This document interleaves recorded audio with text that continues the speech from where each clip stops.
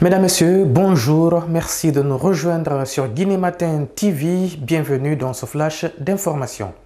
Du nouveau dans l'affaire de corruption qui secoue la douane guinéenne, la Chambre spéciale de contrôle de l'instruction de la CRIEF a confirmé la prolongation de la détention provisoire des 4 hauts responsables concernés, dont l'ex-directeur général Moussa Camara, poursuivi pour corruption, enrichissement illicite et autres infractions portant sur un montant estimé à 800 milliards de francs guinéens. Les prévenus voient ainsi leur demande de mise en liberté et rejetée. Les 4 officiers des douanes restent donc derrière les barreaux le temps que l'enquête se poursuive. À Conakry, l'homme qui a usurpé l'identité du président Mamadi Doumbouya pour extorquer un montant de 500 millions de francs guinéens à la société Topaz a été situé sur son sort.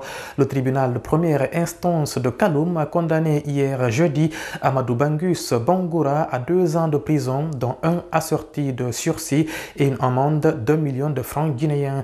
Il devra également rembourser les 500 millions à la société Topaz et lui verser 80 millions à titre de dommages et intérêts.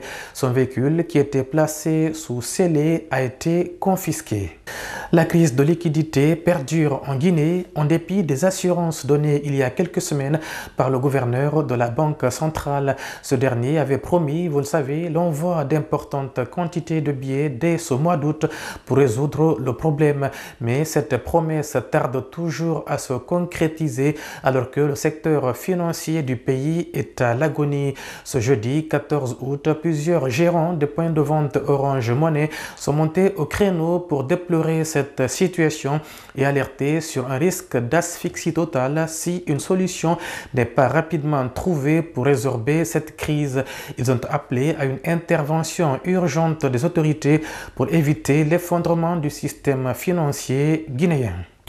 Un mot de sport pour terminer avec la défaite du Sili Basket face à l'Angola. L'équipe guinéenne s'est inclinée hier soir sur le score de 68-84 contre le pays hôte de l'Afro-Basket 2025. Les bonnes performances d'Alpha Diallo, meilleur joueur guinéen de cette rencontre, n'ont pas suffi pour arracher une 2e victoire de rang. La Guinée disputera son 3e match demain samedi contre la Libye.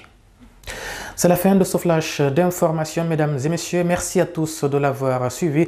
Je vous souhaite une excellente journée en compagnie des programmes de guinématin.com et Guinématin TV.